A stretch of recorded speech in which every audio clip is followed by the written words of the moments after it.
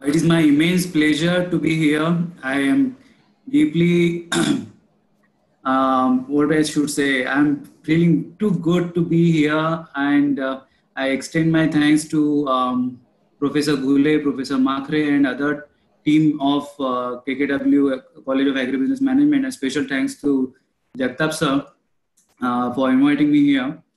I really feel happy that after a certain period of time, we see that we are again meeting together and trying to join hands to join hands so that we can help our students, fellow colleagues to understand the imminent sector which is coming up now.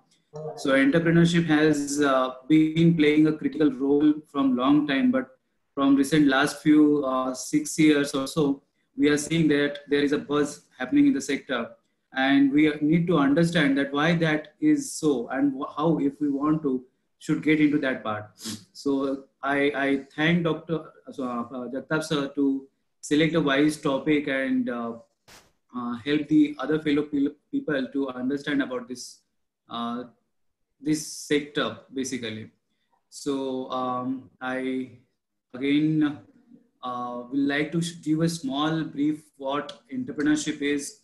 I mean, the presentation will talk about the basics of entrepreneurship, the basics of startup, how it is different, and we will see what ecosystem it is, and then we will see what are the opportunities, basically what opportunities are there for the agri aspirants or agri entrepreneurial aspirants to get into the business. We will also understand the process of getting into this sector, and we will see a few cases if time permits. So before starting, I request host to enable the sharing print screen sharing option. Okay, okay.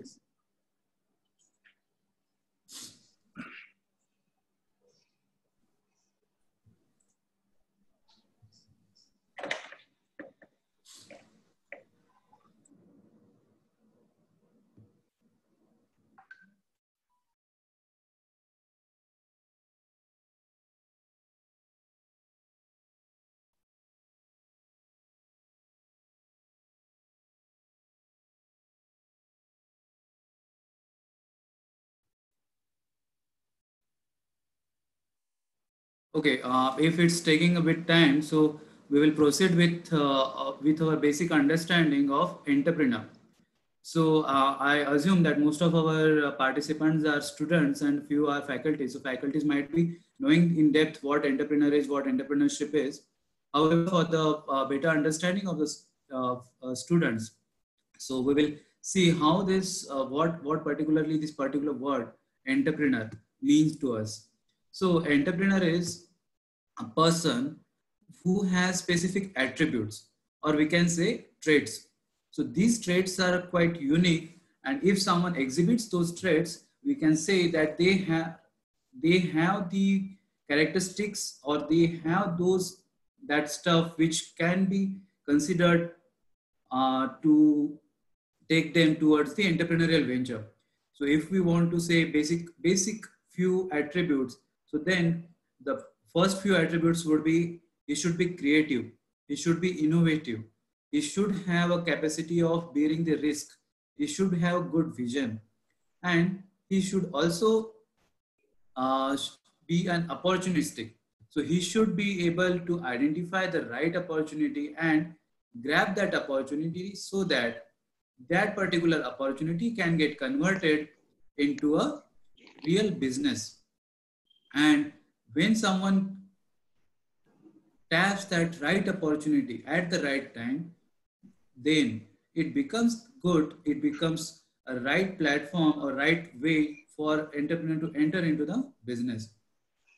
So likewise, there are a number of traits which we can say are important for them. Like he should be visionary, he should have empathy, he should have what we say the sincerity part of the business. He should be having a grace towards the people. He should be curious enough to understand each and every aspect of a business. He should have perseverance so that if there is an obstacle, if there is a hindrance, he will not stop there. He will continue his journey. He should be confident enough to take up the challenges and proceed further. He should be attentive and he should have a talent to understand what is right for him. He should have a decision making ability. What should be, what at what time, what decision should be taken makes a big difference in terms of going ahead with the business. So likewise, plenty of attributes are there which we should say that will be good if someone wants to get into entrepreneurial endeavors. Now, I guess you can see the screen. Yes, sir. Yes. Can anyone confirm that? Yes, sir. Now it is visible. Okay. So these are a few, as mentioned on the screen. Excuse me. So these are a few traits which you can see exhibited by the entrepreneurs. So what, to whom we should call? Excuse. So to whom we should call an enterprise. Extremely sorry for this. So actually, from last 2 days I was not feeling well. So, but the zeal of getting into and talking with KKW team, I thought of continuing with the same. I hope it doesn't disturb you. So now we are saying that generally when we talk about enterprise or a normal business or a normal venture, at the same time we hear a word called startup. So if we try to distinguish this or we try to understand at first, then we come up with several meanings or several definitions from different sources. Like Merriam-Webster dictionary says that the act or instance of setting something in operation or motion can be called as an enterprise or a startup. There is a small business that has just been started, can also be called as a startup or enterprise. Act of creation or extraction of a value. So adding certain value to an existing thing can also be called as a startup or enterprise.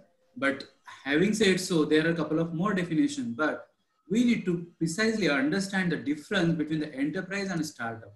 When we want to understand, so there are specific examples which we can see on a day-to-day life, and then we can understand based on that what peculiarity each business has it. So if you can see on the screen, there are different types of businesses which we can see. One is a kirana store, other is an agri-retail shop, another is a kind of a franchising model which works on a electronics gadgets and store. Another is a food franchising model. Another is a well-known name in agriculture, which is Syngenta. That's an agriculture conglomerate. So when we see these examples, some of them are working on a different aspects of their businesses. In case of kirana stores, it has a local presence. It doesn't go and multiply at different locations from the same person. It's not a franchise business. If we see a retail store where the agri goods, agri inputs are being sold, that is again a localized business. That's an enterprise, we can say, agri-enterprise. But however, if we see the Croma or Syngenta, if we see the McDonald's and Croma, they are the franchisee type of businesses. That's another business model which is being practiced by the people. However, there is another structure called as conglomerate or corporates. So Syngenta, Netafim, they fall in that category. So when we want to understand startup, so startup is specifically defined by Government of India as a legal entity which is incorporated as private limited or partnership company or a limited liability company. So if any legal entity falls under either of these three categories, we can call it as a startup. And this particular legal entity should not have been in existence for more than 10 years. This legal entity should not have crossed turnover of more than 100 crores. And now the important part, this particular legal entity should work on innovation. It should work on development and improvement of the products, existing products or services. They should also look upon improving the processes, existing process. again, these businesses should have scalability. So if we see the Kirana store, if we see a normal franchisee, sorry, not franchisee, but a local shops. So there we see there is a constraint of scalability. Again, there is a constraint of innovation because these are traditional practices which are happening from long time. So that may not fall under the category of startup. And these entities should not be formed by splitting up or making the subsidiaries of the larger conglomerates. Those who form this part or those who are following these criteria, they can be considered as startup.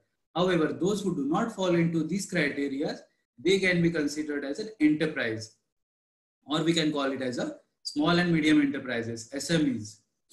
We also call them as a venture, business venture. So these are different terminologies which are interchangeably used. However, we can differentiate them from startups with this meaning. And this definition was given by Government of India during the Startup India initiative, which was launched in 2016. So if we see that this particular startup, how they are supported. So there is an ecosystem. So when we generally see the ecosystem pertaining to the life science, we see there are living as well as non-living organisms. So there is human, there are animal, there is plant, there are microorganisms, and then there are non-living organisms like the air and all which we see. So all these components or all these stakeholders interact with each other, and there is a cyclic flow of interaction which happens from one to another. And all these stakeholders which are following up and are working together, we can call them as an ecosystem. And this ecosystem is important for all stakeholders who are there in that. To say if there is a human being, for human being, it is important to get oxygen, to get a food, and the byproducts which are going out of the processes which are followed up, that again should get digested or degraded or biodegraded in the environment, so that the flow of or the continuity in the ecosystem will be maintained. So likewise, a similar concept has been applied for the businesses or the startups, so that they should flourish, they should grow. And likewise, there is an ecosystem, we call it as a startup ecosystem. And the stakeholders who are the part of ecosystem are entrepreneurs themselves, institutions, research institutions, or IP institutions, universities, financial organizations. There are different types of services which are involved into. These services are essential for any business to grow. Like they need to file patents, which we call as a intellectual property right. They need to abide certain regulatory norms, legal norms. They need to comply with quality assurances. Also, they need certain support mechanisms which forms the facilitation, or we can say the functional areas of a business. Like they need to have procurement done, they need to have processing done, they should get into the marketing. So there are institutions which are specialized into certain functionalities, and they work on further improving those systems. So if someone wants some support, they can avail it from the ecosystem. And when all these stakeholders are pulled together, then the best, or we can say optimum utilization of the resources can happen with with minimal efforts. So if someone wants to get into a business, if he tries to do all the things that too individually, it becomes a big issue for him to do all these activities and proceed with a good pace in the business. Hence, with the aggregation of the services, all the services which are required for enterprises or startups to grow as a business need to be pulled together, or we can say they need to be brought into a single umbrella, so that at one stage, all services, all requirements that a particular business requires are gathered together. If you are thinking why why do we need to understand the ecosystem? Because until and unless we do not understand the ecosystem, we will not be able to find the opportunities. If we understand the ecosystem, we will understand that there are different stakeholders who are operating on a day-to-day basis. And when they are operating on a day-to-day basis, there are certain limitations, certain drawbacks which they are facing. And if we target any one of those loopholes, that becomes an opportunity for a person to come up with a business. So this startup ecosystem has been growing, or we can say thriving, from long time. If we say globally, India stands on a third rank, wherein there are 34,000 startups are recognized by Government of India.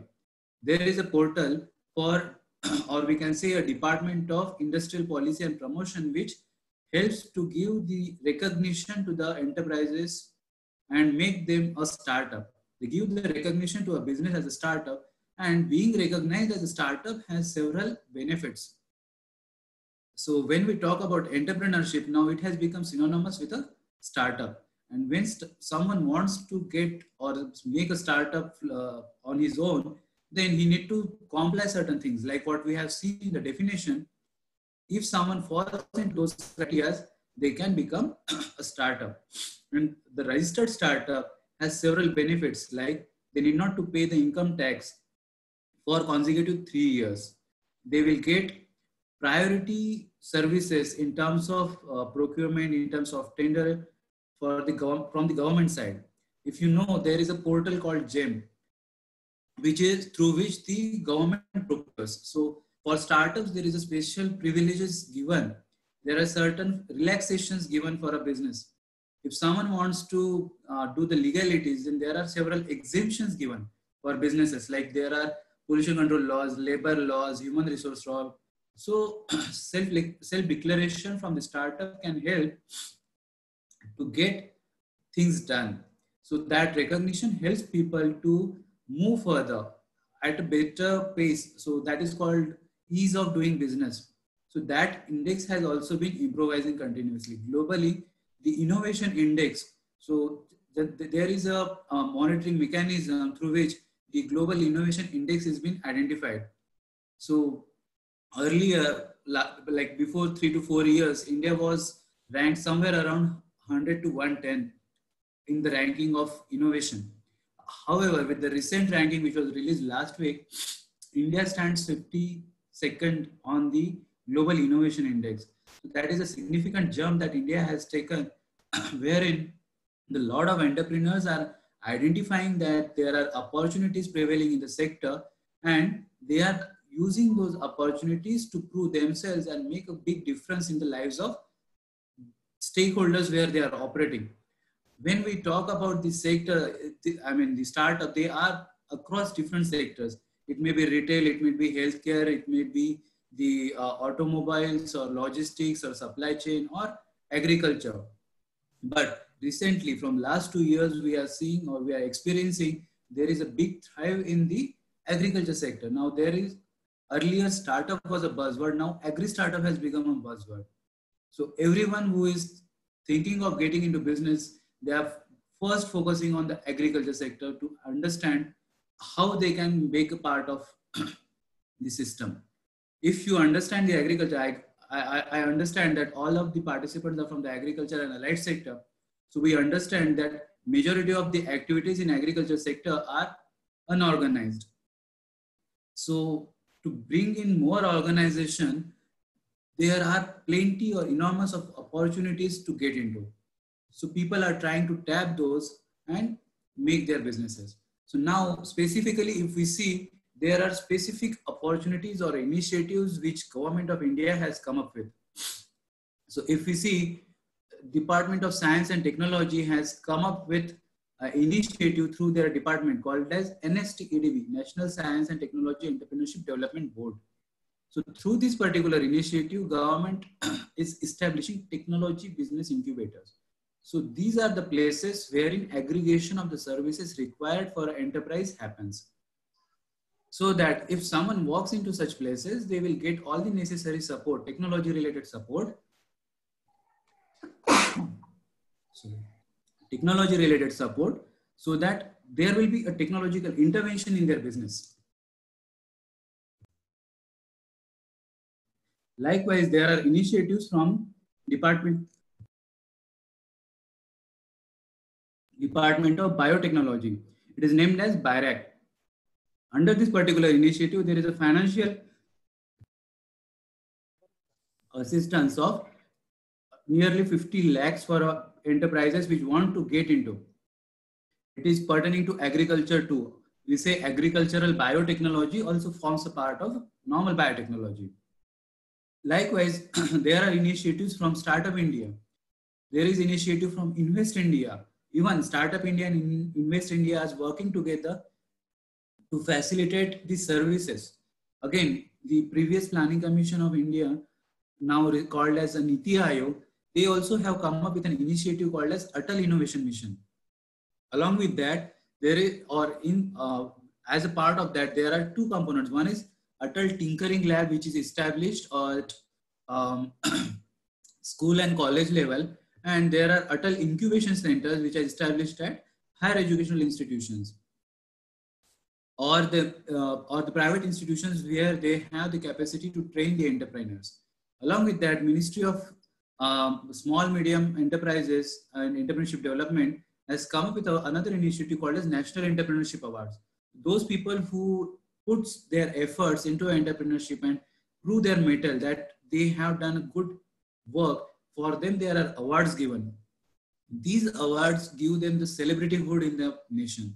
So from last 4 years, this National Entrepreneurship Awards have been curated by MSD. And all these awards are given to the people who are from, say, difficult areas or from the minorities, or if they are working on some specific initiatives wherein they are making big impact on the society. So there is a due recognition, there is an kind of acknowledgement given to the efforts. And then when we talk about agriculture per se, there are specific initiatives which are happening from the Ministry of Agriculture and Farmers Welfare. You must be well aware about AC and ABC, Agri Clinic and Agri Business Center scheme, so which is happening from last 17 to 18 years, wherein a lot of entrepreneurs are been trained. So nearly 70,000 entrepreneurs are been trained so far, of which nearly 50% of the enterprises, their enterprises are existing. And these enterprises, so since we are calling them enterprises, we are mentioning that there might be innovation, there might not be, but still they are doing a good business. Then recently Ministry has come up with a new initiative called as Viva Raftar, Rashtriya Krishi Vikas Yojana. And there is a Raftar scheme, which is remunerative approaches for agriculture and allied sector. So these initiatives which are specifically focusing on the agri startup. So these initiatives have been curated by Ministry of Agriculture, and all these initiatives, or one more initiative is from Ministry of Food Processing and Industries. So those who are specifically working on the food sector, for them, there are specific initiatives wherein the funds for setting up the infrastructure, say buying machineries, food processing equipments, and setting up a facility are being provided. So all these are the initiatives which government has come up with, and which makes us, which creates an opportunity for any aspirant entrepreneur to get into the agriculture. So moving further, if you can recognize a few logos, you can see all these are enablers, or we can see them as agribusiness or normal business incubation centers. So if you see here, there is a T-Hub written on the left corner top side. So that is India's at present largest business incubation platform, or we can say it is like brick and mortar system wherein they are operating with physical as well as virtual space. One of the largest in India, where they are housing more than 2,000 entrepreneurs at one time. Someone said something? Is there any query? No, sir, no. Okay. There was so there are two, if we basically mention, there are two types of categorization when we see about support mechanism for the entrepreneurs. One is sector specific. When we say sector specific, it is pertaining to a specific sector. It could be healthcare, it could be agriculture, it could be robotics, engineering, or it could be normal co-working space. And then there is sector agnostic. So sector agnostic platforms or sector agnostic services or centers are where, irrespective of any sector, support is being provided to all people who are coming up with interest or enthusiasm to start a business, irrespective of anything. So if someone wants to get into a healthcare or agriculture or whatsoever their wishes pertaining to business, they are welcomed at such places. We call it as a sector agnostic. So here we can see, especially color indicates what they are working into. So if you see Manage, ICRISAT, NARM, Wilgrow, Cradle, so there is a green color which indicates they are pertaining to agriculture. Majority of them are specific. Then we see IIM, CII, Sign, Slingshot, then Microsoft, Google. So they are sector agnostic incubators. And these incubators are supporting entrepreneurs from different areas, different sectors. And then there are certain co-working spaces. So say 91 Springboard is a co-working space wherein they just provide a platform to work. And there are certain government, certain private sectors incubators. So that is another way of categorizing the incubators per se. And we say, we mean that these incubators are the places which are strongly supporting the entrepreneurs coming up with their innovative ideas or traditional ideas too. There are specific curated programs through which, if someone is based on the stage of a business, they are supported. So now moving further, if someone wants to get into the entrepreneurial venture, what is it that they should look for, or what is it that they should do? So the first and foremost important step that they need to do or they need to take is idea generation. So they need to understand what important aspect or what important need to be rectified. What is it that people are facing the problem? Once we identify a right problem, then the right idea to solve that problem will come up. We need to understand, once we understand that this is a pain point of a customer, then it is a right start, or it is a good initiation for any entrepreneur to proceed further. Once idea comes, it need to be brainstormed. Say, if I identify there is a problem in a sector wherein people are not able to transport goods from one place to another. So that's an example of a problem that we might be facing. But then for that, we can come up with multiple solutions. And out of all these solutions, a few might work, a few might not work. So we need to brainstorm. We need to do a focused discussion on it.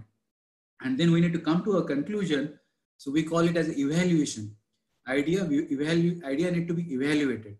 And we need to identify through which solution we are able to give maximum of the value. And this value proposition should be different or should be unique to our core business. Then we need to validate it according to the operational norms. Operational norms as in whether this particular idea is feasible or not, financially, socially, economically, and as a technically also. Once we will be able to validate the idea, we can take up the pilot. We can go for pilot testing.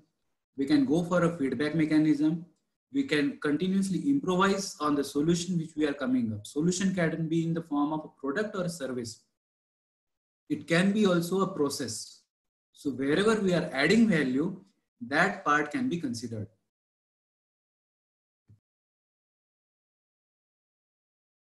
Moving further, we also need to understand the competition mapping. If there are existing competitions, if there are prevailing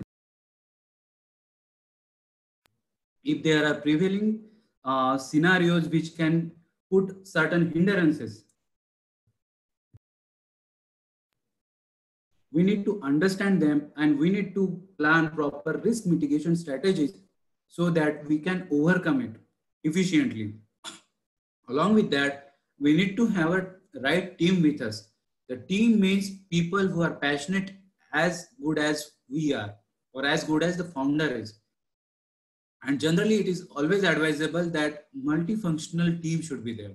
Someone who is having the expertise in strategic planning or product development may not necessarily have the strength or forte in the marketing. So likewise, the team of people who are good in specific areas need to be identified, need to be pulled in, they need to be given this, they need to be passed on the same passion that you have to take up your business. And then continuously you need to improvise your product based on the market requirement. You need to improvise your solutions, you need to improvise your business model, and the specific traits what we spoke about the entrepreneur, like they should be perseverant, they should continuously innovate, they should be creative, and they should have a good long-term vision. So they will succeed.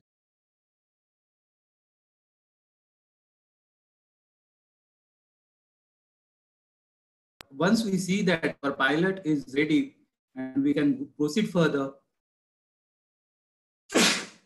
we can proceed for the commercialization. Commercialization is an activity wherein we are taking the product to the full scale market. And for that, we will need a lot of funding. And these avenues for getting funds are multiple. We can say funds from family, friends, from angel investors, venture capitalists, banks, and there are many more institutions which can provide the funding. So if we are aware about the friends, family, our network, banks and all. But generally we are less aware of the other funding sources which are like angel investments or venture capital. So angel investments these are the individuals who at the early stage of a business invest money into the business. They are called as an angel investor. Then there is another term called as venture capital. So venture capital is or venture capitalist or the organizations or the people who collect the fund from say 10, 20 people or organization. On behalf of those 10 or 20 people or organization, a team will take a call on investing into few businesses. And the quantum of the fund which is getting invested will be much higher than what angel investors does. So for example, angel investor may go further for investment up to say 5 lakh to 25 lakh. But venture capitalist will look forward with an investment which is somewhere around 50 lakh plus to 10 crore or even 50 crores or 100 crores. So that is how the quantum of funding goes. So there are enough of opportunities for anyone who wants to get into. But the basic understanding of the problem that we are solving is important, and that plays a critical role in making a success or business successful.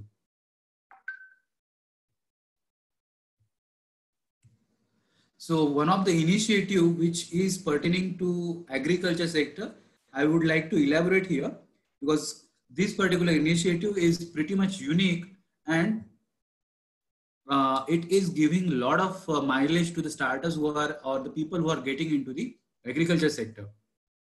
So in this specific initiative, which has come from the Ministry of Agriculture, there are two phases of supporting the entrepreneurs. So the opportunity lies in coming up with new idea. We call it as a pre-seed stage or agripreneurship orientation. So in case of orientation, someone who has an idea, merely an idea to come up with a new business, they are supported. So you just need a good idea of making a business. Then there is another option of getting support for those who are at the scale-up stage. That is called as a seed stage funding.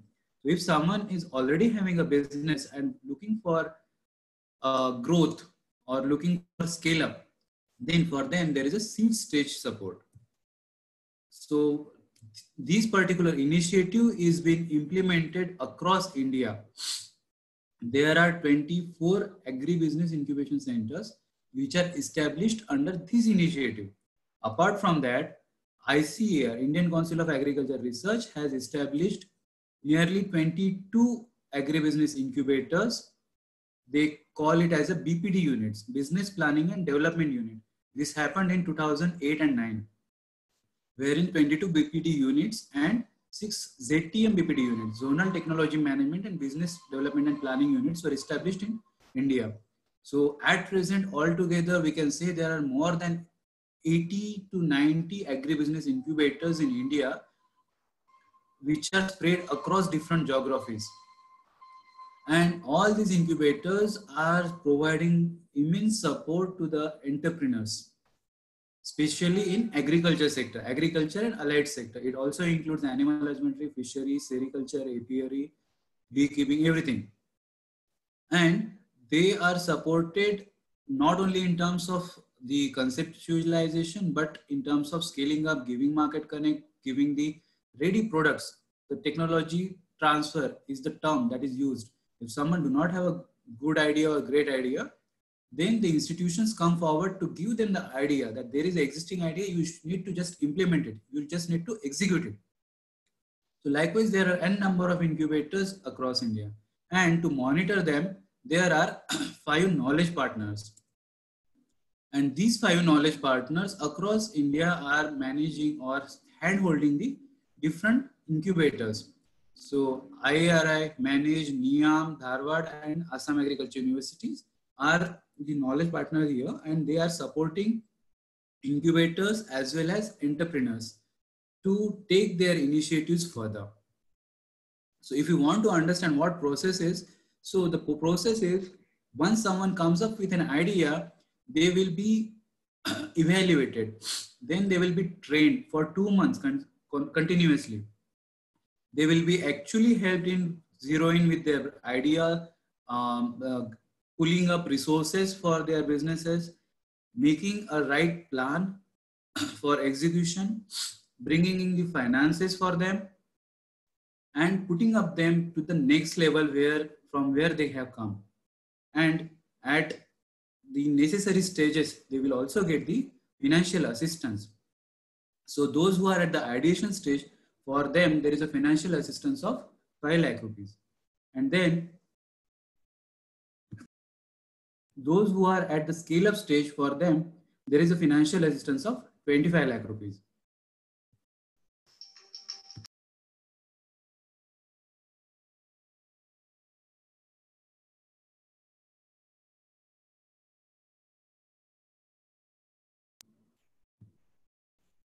So here also we can see both the programs are curated in such a way that the entrepreneurs are supported thoroughly. There is a 2 months training program. There is a stipend. There is a stipend for people who are at the ideation stage. Stipend is for 10,000 per month for 2 months. There is a training which will be given to them, which will be classroom as well as an internship. Internship will be with existing startups. These startups, those startups who are working on ground, those who have done a remarkable business, with them these entrepreneurs will be associated. That process is called as shadowing. So once they become intern there, they will understand actually how that particular business is happening, how we should take up our own business. So they will get better insights of getting into the business. Beforehand, they start their actual business. So it's like, if you generally in agriculture or in our graduation, we do RAWE program, right? That's a practical on-field experience that we will get. Even in medical science, that's like an internship is happening. So same concept has been applied here, wherein the actual on-ground understanding of a business happens through internship with startups. So generally in case of MBA, the internship happens. So that is like academic or project oriented. This is the internship which happens on ground for coming up with new business. And then there is second scenario wherein people are looking for significant growth in their business. So they will need a stronger network. They will need a stronger investments. They will need for deeper fundings. They will need customers, and these customers will be like all these type of customers will help them to take their business further. And if is it okay to go further with the cases? Yes, sir. Yes, sir. Okay. So there are a couple of good startups who are working. You might have heard about the AgroStar, you might have heard about NinjaCart, Flipkart, and there are many more examples which have come up in recent time. So likewise, we had a chance to work with several of these startups. So I will quote a few examples so that you will also understand what type of interventions people are coming up with. There is one startup called AgriRain. So generally what we see, the people or the farmers are dependent on the rain for their rain-fed service, crops. So these people have come up with a solution wherein they are providing rain or irrigation as a service. So they will bring their machinery and the water resources and they will spray across the field. So they have come up with a system or a mechanism that is called as a hose reel, a kind of a spraying. But this particular spraying will take spray up to 400 meters, 300 to 400 meters from the point of starting, initiation. And within a shorter span of the time, they will irrigate the total area, total land. It's just mimicking the mechanism of rain. Then another startup who has come up with intervention in terms of farmer producer organization or farmer producer companies. So what this particular startup, ABY Farmers, what does he do is he integrates, he makes a group of a farmer. We call it as a FPO, right? So, and there are many FPOs who create several facilities, but then many of the facilities stay underutilized. So what the startup does is he makes optimum utilization of the existing infrastructure which is created. He helps the farmers to grow right kind of with right crops, right grains, and help them to get better remuneration for the activities, farm activities. These startup processes the produce and put it into the retail stores, and he transfer the 50% of the profits to the farmer. Then there is another startup who optimizes the activities through technological interventions. So Samudra Network is another startup who has come up with a solution wherein large number of activities are involved into managing the FPO and the businesses. So they provide a solution wherein all the activities are automated. So it's like an application as well as a platform through which the activities are getting automated or goes without manual intervention.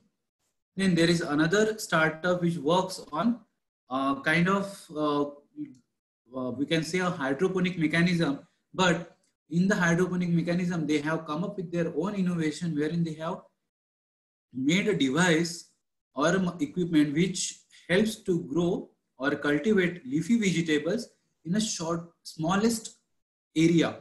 So say 1 square feet area, they are able to grow green leafy vegetables through a vertical tower. They have come up with their own mechanism, own equipment. And they also provide the nutrients which are required for growth. Then there is another startup which works on meat.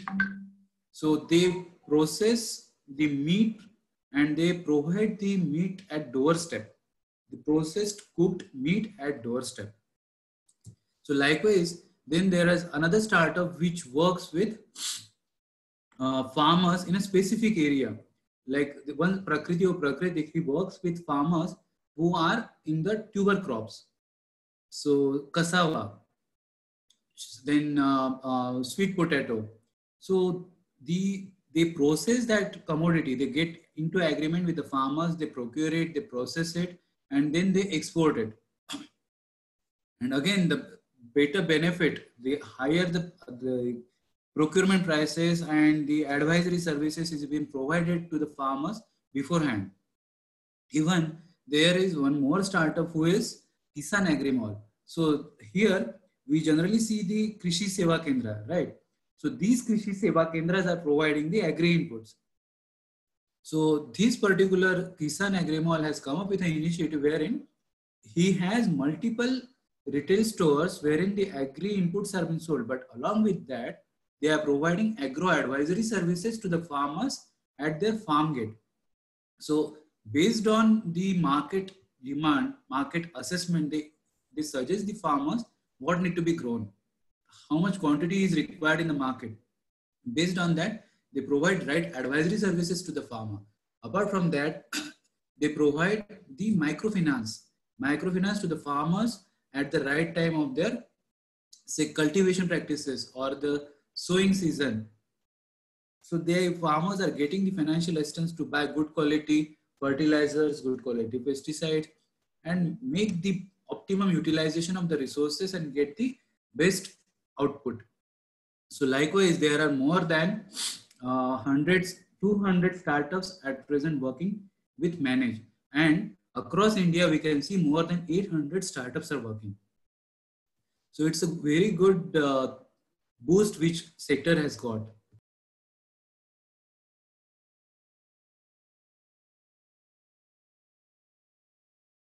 Questions, if there are any.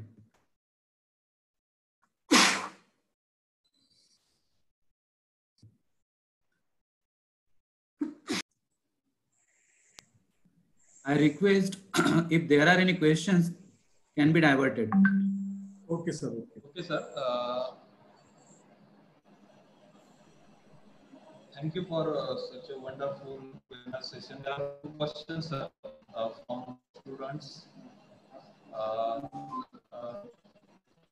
One of the student, Mansi Lodi, will ask question. Mansi? Yes, sir. So I'm asking you, how we manage our financial management in new startup? So you be more precise? What do you mean by managing the finances? Like for some arranging how we can start for marketing and all over from start process to end process.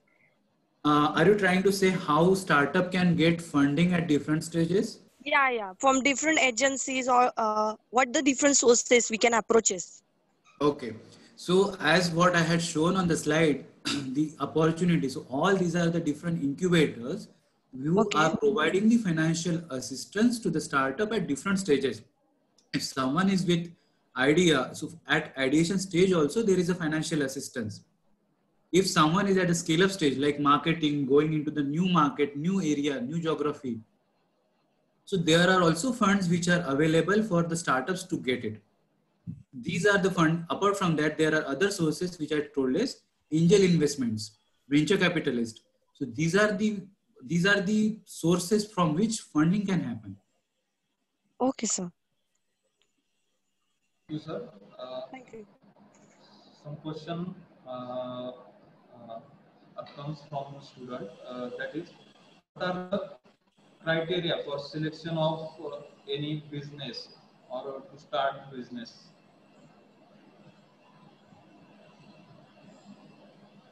So the basic criteria for identifying or selecting the startup is the basic traits which I had mentioned earlier. Like the idea should be innovative. The entrepreneur should be confident enough on his idea. He should have perseverance on his activity. He should continuously do that. He should show it through his actions. And this particular idea should be scalable. These are few criteria which we take up. Apart from that, there are other criteria like scalability, feasibility, revenue generation, and many more. Okay, sir. There is another question. That is any subsidies are available to start new business or new startup? Okay. So subsidy, so if you are aware that agri-clinic and agribusiness center scheme, in that if someone undergoes their training, there is a subsidy of 36 to 44% on a project cost, which is somewhere around 20 to 25 lakh rupees. So there are curated programs based on the requirement. Agri-clinic and agribusiness center scheme, there is a one program. RQR Rafta, that is another one. TBI is agribusiness incubator, that is another one. Then NABARD has specific programs. Ministry of Food Processing has specific programs. Then National Horticulture Board, they also have specific program. So what type of business you want to get into? What is the real activity that you will be involved into? Whether you are into food processing, whether you are into the supply chain management, whether you are coming up with innovative product or machine. So altogether, what your business is, based on that, there you can choose what is right service or platform for you, and then you can choose it. So another question is, what is the eligibility to take entry in agribusiness incubation centers? So there is no eligibility, there is no age restriction, there is no educational qualification requirement, there is no geographical restriction. The only thing that is required is a good idea and a good intent to get into a business. That's enough. Okay. And another question that is, guide us about a training program which is conducted by Manage regarding to particularly these startup schemes and guidance for startups. So for startups, we regularly conduct training programs, we conduct workshops, which varies from 1 day, half day, 1 day, 2 day, 3 day, till 2 months. And certain our programs are up to 2 years. So basically, we continuously are engaged in supporting the startups and entrepreneurs through our different initiatives. So the details of our training programs and the initiatives are generally available on a calendar, which is hosted on a Manage website. Along with that, there is a website called cia.manage.gov.in, which comes under the incubation section of the Manage website. There also the details of our programs, upcoming programs and the existing programs are given. On top of it, there are social media channels wherein Facebook, Twitter, LinkedIn, you can see the upcoming programs from Manage, not only from Manage, but across India. If there is new thing